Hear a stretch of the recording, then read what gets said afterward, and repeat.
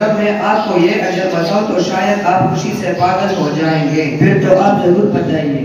والدین کو ایک مرتبہ محبت کی نگاہ سے دیکھنے پر مقبول صبح کا ثواب ہے۔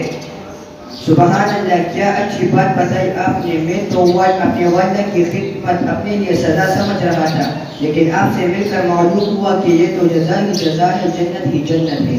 ہمیں تو اللہ تعالیٰ نے قرآن میں دعا بھی سکھائی ہے جو ہم اپنے والدین کے لیے مانگے۔ تو آپ وہ مجھے بھی سکھا دیجئے کہ میں وہ ہر نماز کے بعد مانگا کروں۔ جی ضرور، کیوں نہیں، میں آپ کو ابھی سکھاتا ہوں۔ وہ دعا یہ ہے، رب ارحمہما کما ربیانی صغیرا۔ اب میں انشاءاللہ اس دعا کا اہتمام ضرور کروں گا اور والدین کی خدمت میں کوئی کسر نہیں چھوڑوں گا۔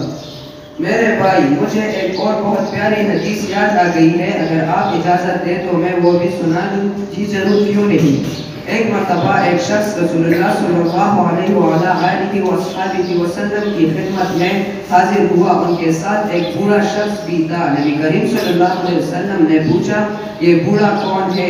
اس شخص نے جواب دیا کہ یہ میرے والد ہے۔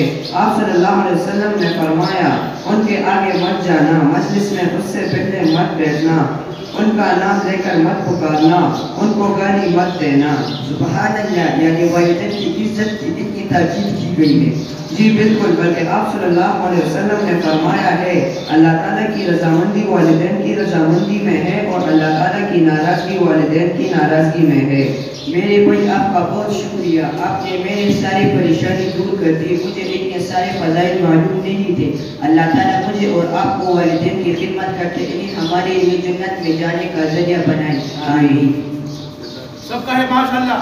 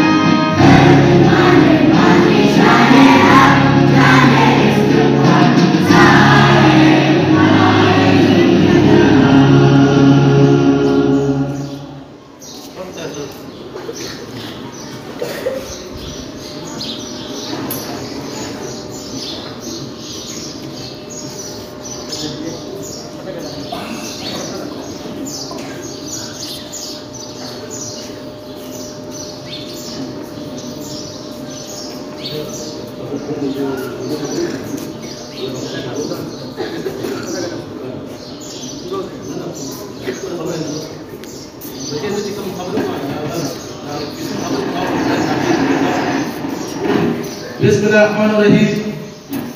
سر سے کل فیس کور شروع کی بن کے صحیح نا۔ استاذ ہمیشہ راستہ دکھاتا ہے، چل رہا تم نے خود ہوگا ہے بیٹا، منظر چاہے کتنی بھی اونچی کیوں نہ ہو، راستے ہمیشہ پیروں کے نیچے ہوتے ہیں۔ بیٹا مدد کرنا سیکھیے فائدے کے بغیر، ملنا جلنا سیکھیے مطلب کے بغیر، چلنا سیکھیے عاجزی غرور کے بغیر، زندگی جینا سیکھیے دکھاوے کے بغیر۔ بیٹا نیب ٹینر کو میں اکثر روزانہ کہتا رہتا ہوں اور قائد اعظم کا بھی یہ قول ہے کہ بیٹا آپ لوگ کام کریں، دن رات کام کریں، کام کام کام بس کام۔ قائد اعظم کا یہ مشہور قول ہے، بیٹا اب آپ لوگ کے پاس صرف اور صرف ہارڈ ورکنگ ڈے جسے کہتے ہیں 20-25 دن ہے۔ خدا کے لیے اپنے آپ کو پہچانیے، وقت ضائع نہ کریں، اپنی ماں باپ کی ارمانوں پہ پانی نہ پھیریے، ورنہ پھر آپ لوگ بعد میں پچھتاؤ گے بیٹا، لیکن ہاتھ پھر کچھ نہیں کھائے گا اور پھر پچھتانے کا بھی کچھ فائدہ نہیں ہے۔ اب پچھتائیں گے، اگر آپ لوگ پچھتانا ہے تو ابھی پچھتائیں، گزرے ہوئے جو مہینے ہیں وقت ہے اس پر پچھتائیں۔ اگر آپ لوگ ابھی پچھتائیں گے تو یہی پچھتانا آپ کے لیے فائدہ ہوگا، فائدہ مند ہوگا۔ اگر ایگزام ہو جائے اور رزلٹ نکل آ جائے اور پھر آپ لوگ اپنے رزلٹ دیکھتے ہیں، اس اس کے بعد پھر خفا ہوتے ہیں، پھر اس کے بعد پھر آپ یہاں کی اسمبلی میں جتنی ٹیچر نے آپ لوگوں کو ایڈوائس دی ہے، پھر اس کی ایڈوائس پر افسوس کرنا، پھر ایک ٹیچر کے پاس آنا، معافی مانگنا، پھر اسے کہنا سر واقعی ہم نے ٹائم ضائع کی، واقعی ہم نے ٹائم ضائع کی، آپ لوگوں نے بہت ایڈوائس کی، لیکن بیٹا پھر آپ کے بتانے سے، پھر آپ کی افسوس کرنے سے، پھر آپ کی پچھتاوی کرنے سے کچھ فائدہ نہیں ہے۔ اگر پچھتانا ہے، اگر خفا ہونا ہے کہ پچھلے گزرے ہوئے دنوں کو یاد کرنا ہے، پھر اس پہ افسوس کرنا ہے بیٹا، تو ابھی سے کر دیں۔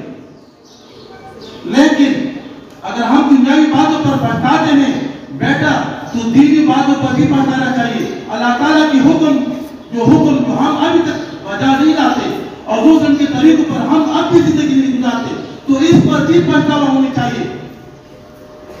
صرف دنیاوی باتوں پر نہیں، دینی باتوں پر بھی پچھتاوا ہونی چاہیے کہ اللہ تعالیٰ نے ہمیں اس دنیا میں کس مقصد کے لیے بھیجا ہے، اس بات پر سوچنا چاہیے۔ پھر اس کے بعد پھر حساب کتاب کرنا چاہیے کہ ہم نے کتنا وقت یا کتنا عرصہ یا کتنا عمر دنیاوی کاموں میں گزارا ہے اور دینی کاموں میں گزارا ہے۔ بیٹا سوچے اور ماں باپ کا احترام کرے، ٹیچروں کا احترام کرے۔ جو لوگ ماں باپ کا احترام کرتے ہیں، ٹیچروں کا احترام کرتے ہیں، تو وہ لوگ اس دنیا میں بھی کامیاب ہوتے ہیں اور آخرت میں بھی کامیاب ہوتے ہیں۔ اللہ تعالیٰ مجھے اور ہم سب لوگ کو اس پر عمل کرنے کی توفیق عطا فرما دے۔ والسلام۔